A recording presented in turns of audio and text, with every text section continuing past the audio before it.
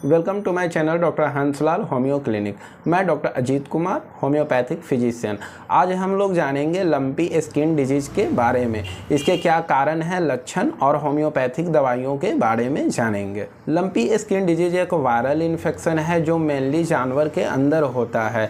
जानवर में भी देखा जाए तो खास तौर पर यह गाय के अंदर होता है। सबसे ज़्यादा जो इन्फेक्शन हो रहा है वो गाय के अंदर हो रहा है। इसके अलावा कुछ भैंस या अन्य जानवरों में भी देखा गया है।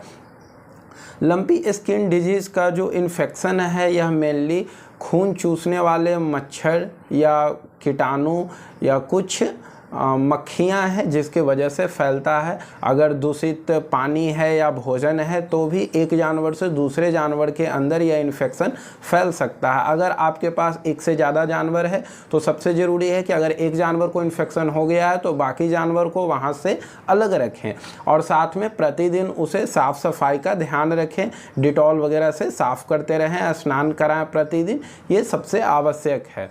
इसके लक्षण देखने में जानवर के स्किन के ऊपर छोटी छोटी गांठें हो जाती है। शुरुआती में यह गांठें 4-5 होती है, पर हफ्ते दिन के अंदर अंदर में ये पूरे बॉडी के ऊपर फैल जाती है। लगभग 200 से 250-300 गठाने हो सकती है, जिसको छूने पर शुरुआत में मुलायम रहेगा, बाद में ये कड़ा हो जाएगा। अगर फिर भी आप नहीं इलाज कराते हैं तो इसमें पस बढ़ जाएगा, जानवर को बुखार आ सकती है, खाना छूट जाता है, पैर हाथ में सूजन आ सकता है, नाक से पानी, आँख से पानी गिर सकता है। और अगर फिर भी आप सही ट्रीटमेंट ना करते हैं तो जानवर का डेथ भी हो सकता है।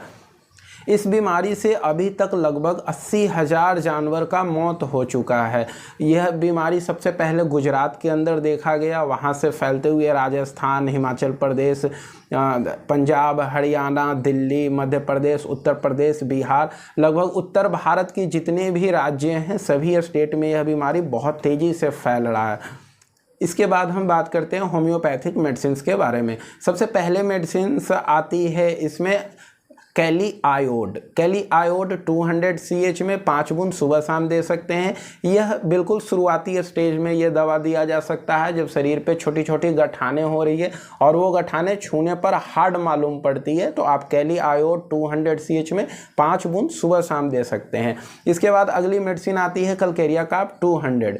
इसकी जो गठाने होगी वो बिल्कुल मुलायम होगी और साथ साथ पैर में बहुत ज़्यादा सूजन देखने को मिलेगा, तो आप कलकेरिया काप 200 दे सकते हैं। इसके बाद दवा आती है बेलाडोना 200। अगर जानवर को बुखार लग गया है गठान की वजह से, लंप की वजह से, तो आप बेलाडोना 200 दें, इससे गठाने भी बैठने लगेंगे और साथ साथ जो जानवर को दर्द है उस गिल्टी की वजह से, गठान की वजह से, वो भी ठीक हो जाएगा। इसके बाद अगली दवा आती है हिपर सल्फर 200। इसका इस्तेमाल आप कर सकते हैं जब गठानों में मवाद भर जाए, पस भर जाए और वो पस किसी तरह से बनना न बंद हो या खुद से फटकर बाहर न निकले, तो आप हिपर सल्फर 200 देने से 5-5 बूंदे सुबह शाम देने से उसकी जो भी अंदर मवाद है वो निकल करके और सूख जाएगी। इसके बाद अगली दवा आती है आर्सेनिक 200। आर्सेनिक 200 का इस्तेमाल आप तब कर सकते हैं जब जानवर के नाक से बहुत ज़्यादा पानी चल रहा है या आँख से पानी चल रहा है, तो आप आर्सेनिक 200 5-5 बूंदे सुबह शाम दे सकते हैं। इसके बाद आती है दवा मर्कसोल 200। अगर माउथ से बहुत ज़्यादा सलाइवा निकल रहा, बहुत मुंह से बहुत ज़्यादा लार निकल रहा है, इसके साथ साथ जो जख्म है वो सूखने का नाम नहीं ले रहा, तो आप मर्कसोल 200 5-5 बूंदे सुबह शाम दे सकते हैं।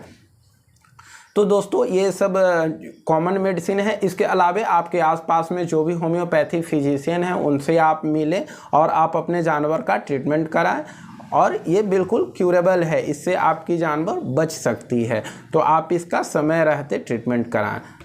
धन्यवाद, थैंक यू।